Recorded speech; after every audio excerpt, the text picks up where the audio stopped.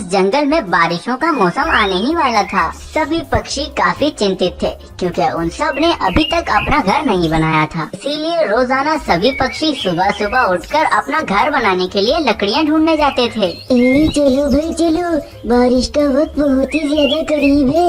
जल्दी से जाकर मजबूत लकड़ियाँ ढूंढ लेता हूँ, वरना सभी पक्षी मजबूत लकड़ियाँ ढूंढकर सारी लकड़ियाँ खत्म कर देंगे। चलो भाई कालू कौवे, बहुत ही आराम कर लिया है। पूरी रात से सो ही रहा था, अब उठकर लकड़ियाँ ढूंढ लेता हूँ। चलो अब बारिश का वक्त बहुत ही ज्यादा करीब आ गया है। अगर मैं लकड़ियाँ ढूंढने नहीं गया तो सभी पक्षी लकड़ियाँ ढूंढकर खत्म कर देंगे।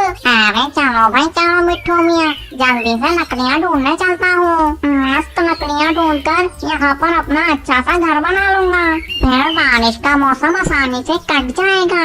रोजाना ही मैं लकड़ियाँ ढूंढने जाती हूँ, लेकिन इस बार गर्मी बहुत ही ज्यादा पड़ी थी, इसीलिए कोई मजबूत लकड़ी मिल ही नहीं रही है। ज्यादा गर्मी की वजह से सभी लकड़ियाँ गलकर खराब हो चुकी हैं।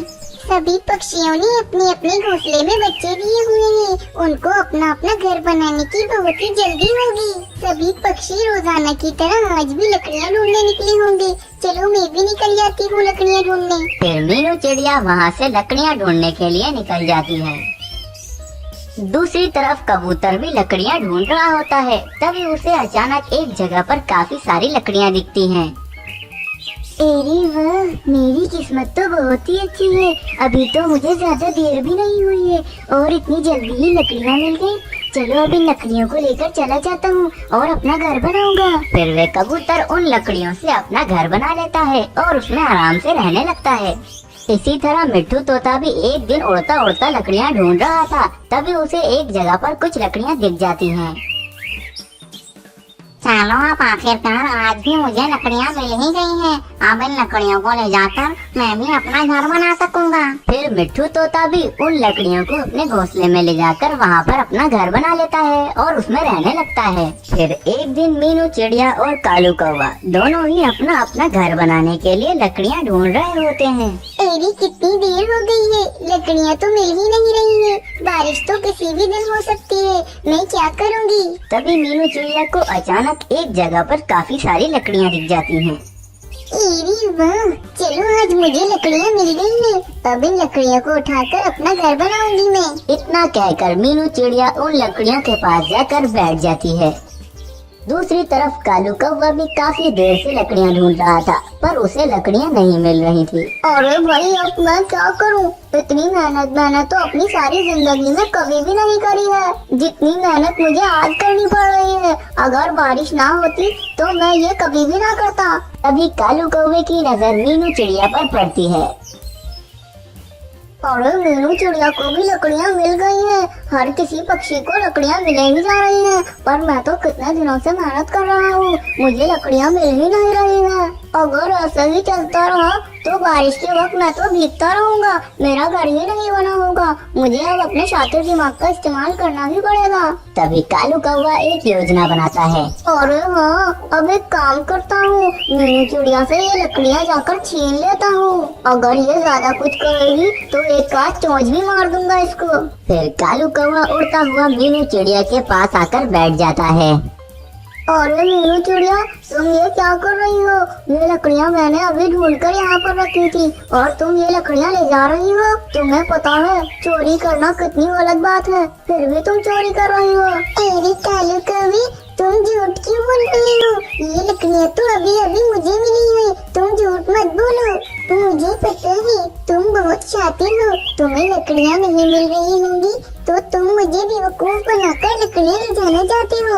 अरे चलो मीनू चिड़िया, अब अगर तुम्हें पता लग ही गया है तो लाओ अब ये लकड़ियाँ मुझे दे दो। नहीं कालू कौवे, मैं तुम्हें ये लकड़ियाँ नहीं दूंगी। अरे मीनू चिड़िया, अगर तुम ये लकड़ियाँ मुझे नहीं दोगी तो मुझे जबरदस्ती करना भी आता है, इसीलिए मैं तुम्हें अभी प्यार से समझा रहा हूँ, ये लकड़ियाँ मुझे दे दो। फिर मीनू चिड़िया वे लकड़ियाँ उस कालू कौवे को दे देती है और उदास होकर वहाँ से चली जाती है।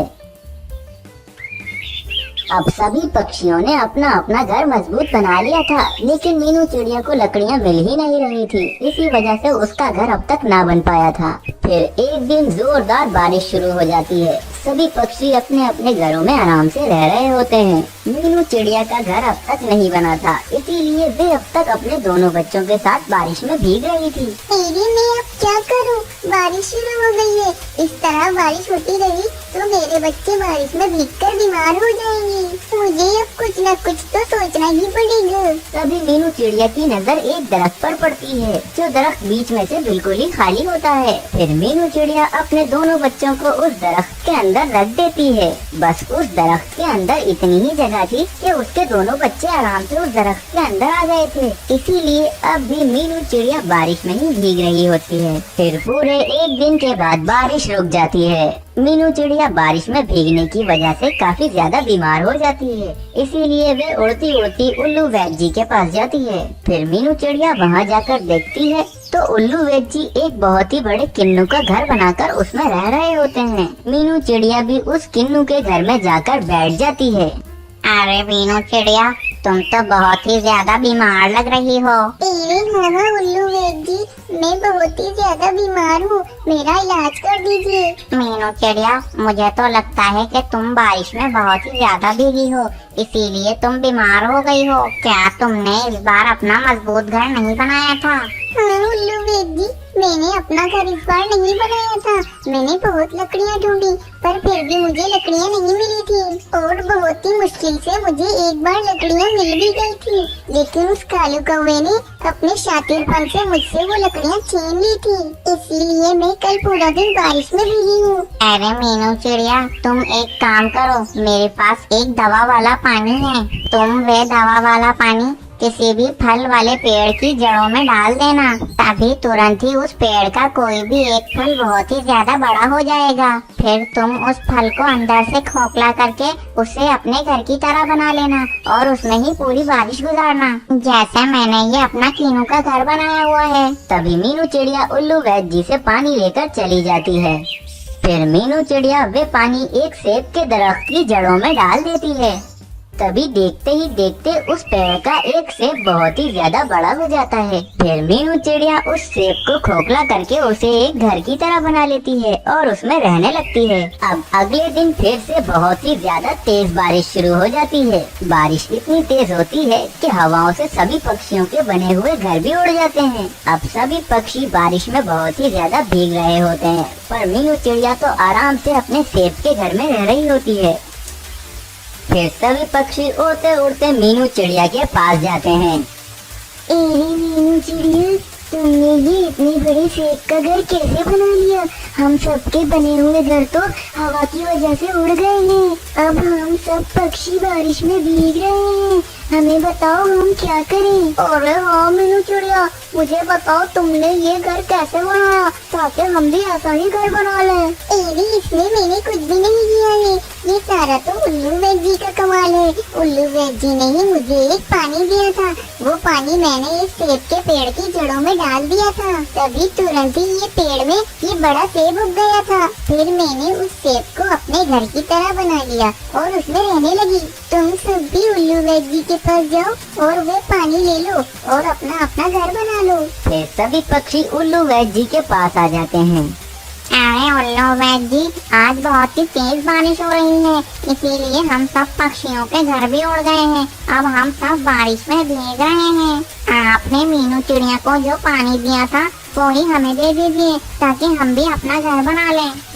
ठीक है, मैं पानी दे देता हूँ, लेकिन मैं इस कालू कौवे को पानी नहीं दूंगा। ये कालू कौवा बहुत ही ज्यादा बुरा है। जब मीनू चिड़िया को लकड़ियाँ मिल गई थी तो इस कालू कौवे ने उससे वे लकड़ियाँ छीन ली थी और उन्हीं लकड़ियों से इसने अपना घर बना लिया था। तभी मीनू चिड़िया पूरे एक दिन बारिश में भीगी थी। अब ये भी बारिश में भीगेगा तभी इसे पता लगेगा।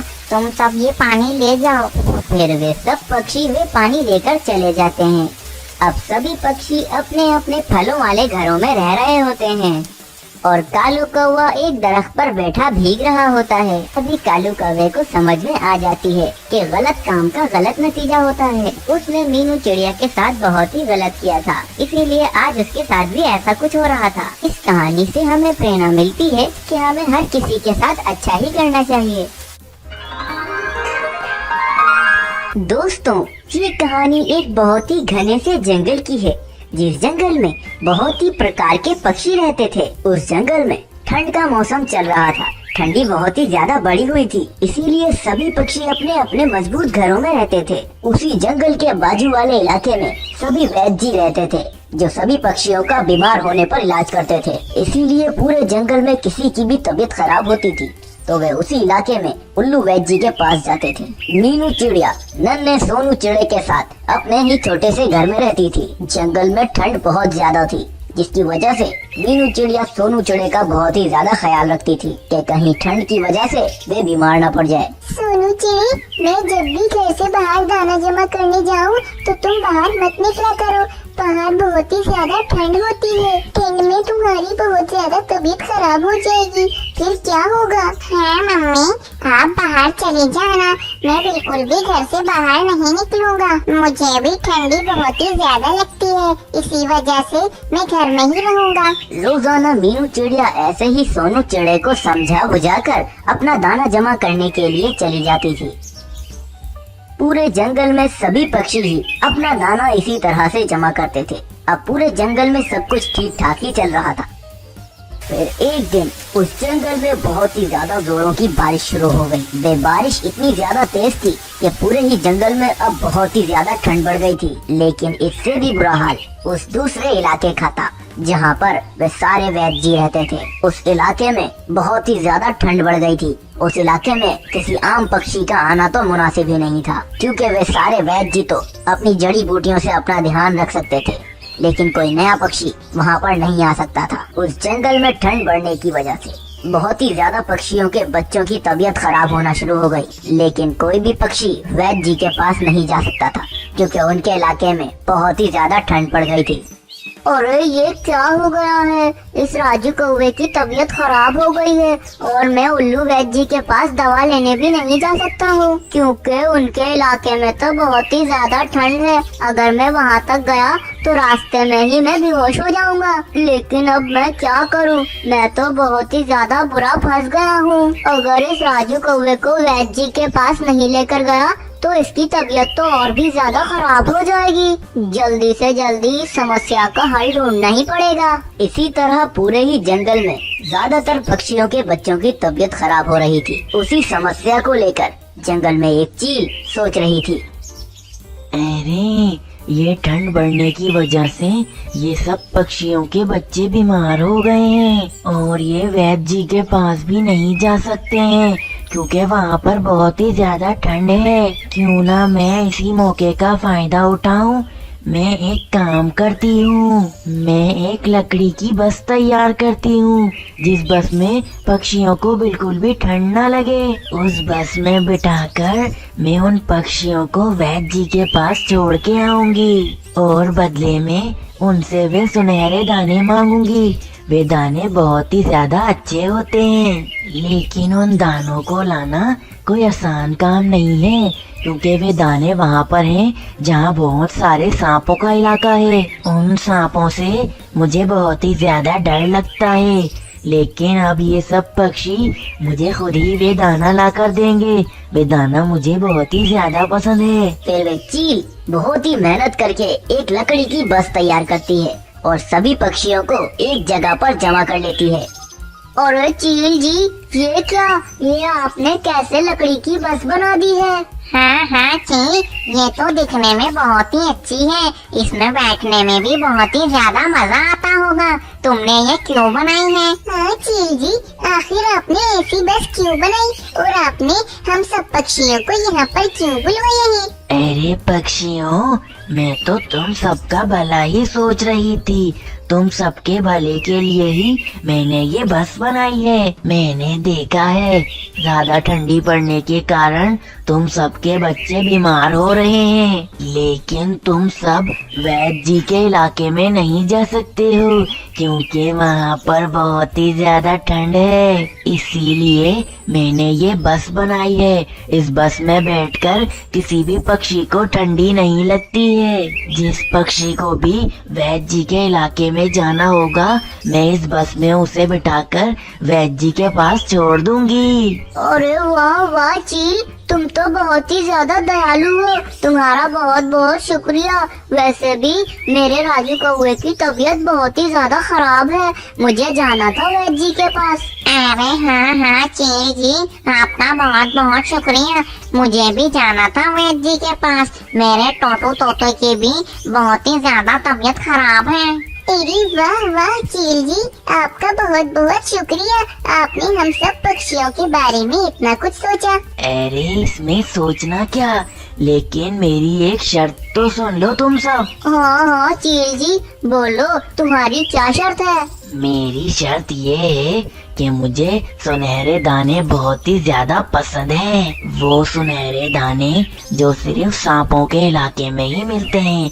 उस इलाके में बहुत ही ज्यादा खतरा होता है, लेकिन फिर भी मुझे वे दाने बहुत ही ज्यादा पसंद हैं। इसीलिए जो पक्षी भी मुझे वे दाना देगा, मैं उसी को ही वैद्य जी के पास छोड़ कर आऊंगी। अगर दाना नहीं होगा तो मैं किसी पक्षी को इस बस में बैठने भी नहीं दूंगी। मिट्टू तोते और कालू कौवे के पास वे एक एक सुनहरा दाना पड़ा हुआ था। एक दिन मीनू चिड़िया के सोनू चिड़िया की भी बहुत ही ज्यादा तबीयत खराब हो गई, जिसके कारण मीनू चिड़िया बहुत ही ज्यादा चिंतित थी। अरे ये क्या हो गया है? सोनू की तबीयत कितनी खराब हो गई है और मैं वैद्य जी के पास भी नहीं जा सकती हूँ क्योंकि मेरे पास सुनहरा दाना नहीं है। उस चील ने मुझे साफ ही मना किया था कि अगर दाना नहीं होगा तो वे हमें बस में बैठने भी नहीं देगी। लेकिन क्या करूँ, मैं वे दाना लेने भी तो नहीं जा सकती हूँ। उस इलाके में बहुत ही ज्यादा खतरा है। चलो मैं जाकर ऐसे ही चील से मदद मांगती हूँ, क्या पता उसको मुझ पर दया आ जाए और वह मुझे अपनी बस में बिठा ले। फिर मीनू चिड़िया उस चील के पास आकर बैठ जाती है। कालू कौवा और मिट्टू तोता भी अपना दाना लेकर उस चील के पास आ गए थे। एरी कालू कौवे मिट्टू तोते, तुम लोगों के पास ये सुनहरा दाना कहाँ से आया? क्या तुम लोग उस इलाके में गए थे? और नहीं नहीं मीनू चिड़िया, तुम क्या पागल हो? उस इलाके में कौन जाएगा? ये दाना तो बहुत ही पुराना है। ये दाना तो मेरे पिताजी लेकर आए थे। उस जमाने में उस इलाके में सांप नहीं थे, इसी वजह से ये दाना अब तक मेरे पास पड़ा है। हाँ मीनू चिड़िया, मेरे पास भी ये दाना जभी से पड़ा हुआ है। ठीक है, तुम दोनों के दाने तो मैं ले लूंगी। लाओ मीनू, तुम भी अपना दाना दे दो ताकि मैं तुम सबको वैद्य जी के पास छोड़ के आ जाऊं। एरी चील जी, मुझे माफ कर दो, मेरे पास दाना नहीं है। मेरे बच्चे की तबीयत बहुत ही ज्यादा खराब हो गई है, मेरी मदद करो। मुझे बगैर दाने के ही उल्लू वैद्य जी के पास ले चलो। नहीं मीनू चिड़िया, मैंने तुम्हें पहले ही मना किया था, दाना नहीं होगा तो बस में बैठने भी नहीं दूंगी। जाओ यहाँ से चली जाओ, मैं तुम्हें बिल्कुल भी नहीं लेकर जाऊंगी। मीनू चिड़िया के बहुत ज्यादा बोलने पर भी वह चील मीनू चिड़िया को अपने साथ नहीं लेकर जाती और कालू कौवे और मिट्टू तोते को उस बस में बिठाकर वैद्यों के इलाके में ले जाती है।